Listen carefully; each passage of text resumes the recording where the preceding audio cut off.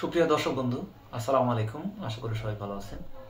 আজকের ভিডিওতে আমরা ইএফটির ফর্ম পূরণে যে আমাদের পে কোড এবং বেসিক প্রয়োজন, অর্থাৎ যে দুইটি বিষয় রয়েছে, সেই ক্ষেত্রে আমরা এটা আমাদের যে এমপিও শিট আছে, এমপিও শিটে কিন্তু আমরা দেখতে পাচ্ছি যে এখানে পে কোড এবং আমাদের যে বেসিক দুটাই কিন্তু উল্লেখ করা আছে।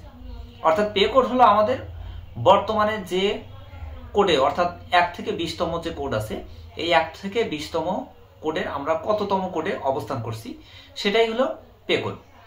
আর প্রবৃদ্ধি সহ, অর্থাৎ প্রতি বছর যে 5% মূল কোডের, অর্থাৎ 10 গ্রেডে যদি একজন 10 গ্রেডের অর্থাৎ থাকে, পে কোড যদি 10 হয়, সেই ক্ষেত্রে তার কিন্তু প্রারম্ভিক বেসিক 16,000। এইভাবে 5% ইনক্রিমেন্ট পেতে পেতে যখন আমাদের অর্থাৎ বাড়তে থাকে, এই বাড়তে বাড়তে কততম বেসিকে আমরা আছি প্রবৃদ্ধি সহ, ঠিক সেটাই হলো আমাদের বর্তমানের মূল বেসিক।